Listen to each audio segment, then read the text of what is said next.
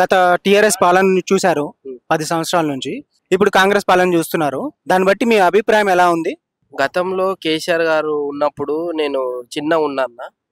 ఆ రోజు నాకు నా ఊరేంది, నేనేంది, ఇట్లా ఉన్నా మాకు నీళ్ళు లేక, కరెంటు లేక ఎంతో బాధతోటి ఉండేటోళ్ళం మేము. అసలు అంటే మాకు ఈ నరకం ఏంది అంటే దేవుడు ఇట్లా చేసిన మమ్మల్ని ఏదో అనుకున్నాం కానీ కేసీఆర్ గారు వచ్చిన తర్వాత నీళ్ళు తేవడము, పంటలు వండడము, ఇంటికో నల్ల రావడము, కళ్యాణ లక్ష్మి రావడము, రైతు బంధు రావడము, పింఛని 2000 చేయడం కానీ ఇట్లా ప్రతి ఒక్కొక్కటి చేసుకుంటా ఈ రోజు ఉన్నంత స్థాయిని ఈ తెలంగాణని తీసుకుపోయిండు. అసలు రైతులు పంట పండియాలంటే ఏం చేయాలి, ఏం కావాలి ఈ రాష్ట్రానికి అని నీళ్ళు తెచ్చి అట్లనే రైతు బంధు ఇచ్చి ఈరోజు వేలల్లో ఎకరాల్లో పంట పండుతుందన్న. అప్పట్లో నేను చిన్న ఉన్నప్పుడు ఎవరు పండించకపోయేది. నీళ్ళు లేవు, వానాకాలం పంటనే పండేది ఎక్కువ. బోర్లు ఉన్నోళ్ళు, బాయిలు ఉన్నోళ్ళు వాళ్ళ గిట్ట తక్కువ పండించేది. ఈ రోజు అత్యంతంగా వరి ఎట్లా అంటే ఉసిక వండినట్లు బిభత్సంగా వరి వేస్తుండ్రన్న. అసలు ఊరికి పోయేటప్పుడు కానీ వచ్చేటప్పుడు కానీ ఆ రోడ్లు ఖాళీ ఉంటలేవు, మొత్తం అవే వస్తుండ్రు ఒడ్లు. ఇట్లా కుప్పల్లో ఒడ్లు వస్తుండ్రు. ఎంత ఈ రాష్ట్రాన్ని ఇంత కష్టపడి నీళ్ళు తెచ్చి ఈ రాష్ట్రానికి రైతు బంధు ఇచ్చి పింఛన్ ఇచ్చి ఆదుకొని పెళ్లికి కళ్యాణ లక్ష్మి ఇచ్చి పేదవాళ్ళకి ఉన్నోళ్ళైనా పేదవాళ్ళైనా ఎవరైనా సరే అని కళ్యాణ లక్ష్మి తెచ్చి గొప్ప మంచి కార్యక్రమాలు చేసిండన్న. ఈరోజు ప్రశాంతంగా బతుకుతున్నాం. 24 గంటల కరెంట్ల 24 అవర్స్ వాటర్ వల్ల చాలా అద్భుతంగా ఉంది. కానీ ఎప్పుడైతే రేవంత్ రెడ్డి వచ్చిండో అసలు రాడనుకున్నా నేను.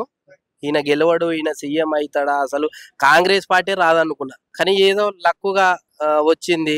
సరే లాటరీ కలిగినట్లు వచ్చింది. సరే వచ్చింది, మంచి పని చేస్తుండంటే ఈయన హామీలు ఏం చెప్పిండంటే తులం బంగారం ఇస్తా, మహిళలకేమో 2500 ఇస్తా, రైతు బంధు ఏమో ఇంకా ఆయన ఏమి ఇచ్చిండు, కేసీఆర్ గారు ఏమి ఇయ్యలే.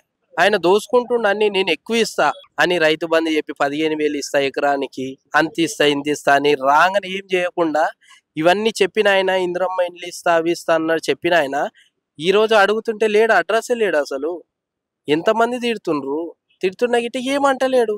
ఏమన్నా అంటే లేవు, మమ్మల్ని ఎవరు నమ్మట్లేరు.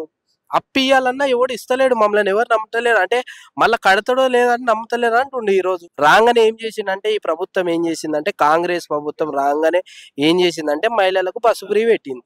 అదొక్కటి చేసింది, ఇంకా వేరేది ఏం చేయాలి, అంత జీరో. ఏంటంటే ఎంతసేపు మూసి ముద్దుగా చేస్తా, హైడ్రా పెట్టి నేను పేద ప్రజల ఇండ్లు మొత్తం కూలగొడతా, ఏడ ఉన్నా సరే మొత్తం పేద ప్రజల ఇండ్లు కూలగొడతా, ఇది కాదు చేయాల్సింది.